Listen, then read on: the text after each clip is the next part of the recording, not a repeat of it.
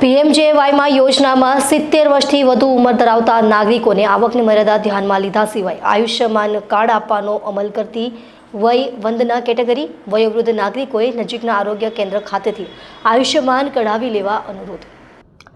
સુરત શહેર આરોગ્ય વિભાગના જણાવ્યા અનુસાર હાલમાં પ્રધાનમંત્રી જન આરોગ્ય યોજના અંતર્ગત આરોગ્ય કવચ સમાન ₹10 લાખનો વાર્ષિક કૌટુંબિક આરોગ્ય વીમો મેળવવાની સરકારની યોજના અમલમાં છે। આ યોજના અંતર્ગત યોગ્યતા ધરાવતા નાગરિકોને આયુષ્યમાન કાર્ડ આપવામાં આવે છે।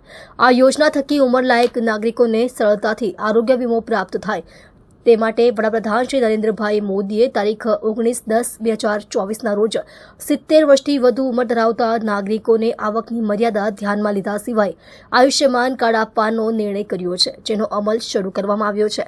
આ કેટેગરીનું નામ વય વંદના રાખવામાં આવ્યું છે। વય વંદના કેટેગરી અંતર્ગત 70 વર્ષથી વધુ ઉંમરના નાગરિકો આધાર કાર્ડ વેરિફિકેશન કરાવી આયુષ્યમાન કાર્ડ મેળવી શકે છે। આ માટે આયુષ્યમાન એપ beneficiary.nha.gov.in વેબસાઇટ દ્વારા પણ ઘરે બેઠા નાગરિકો આયુષ્યમાન કાર્ડ મેળવી શકે છે। હાલમાં સુરત મહાનગરપાલિકા પ્રાથમિક આરોગ્ય કેન્દ્રો તથા સબ સેન્ટરો પરથી આયુષ્યમાન કાર્ડ કાઢી આપવામાં આવે છે। આદરણીય પ્રધાનમંત્રી શ્રી નરેન્દ્રભાઈ મોદી સાહેબે આપેલો વાયદો પૂર્ણ કર્યો છે।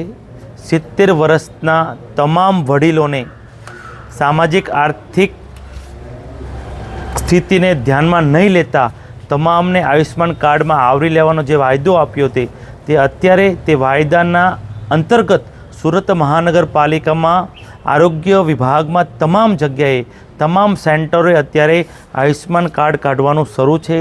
હું આપની ચેનલના માધ્યમથી તમામ સુરતીઓને અપીલ કરું છું કે નજીકના સેન્ટરમાં જે કોઈ તમારા સોસાયટીમાં 70 વર્ષના દાદા દાદી હોય તો તેમને ત્યાં લઈ જઈને આયુષ્યમાન કાર્ડ કઢાવવા માટે નમ્ર અપીલ કરું છું।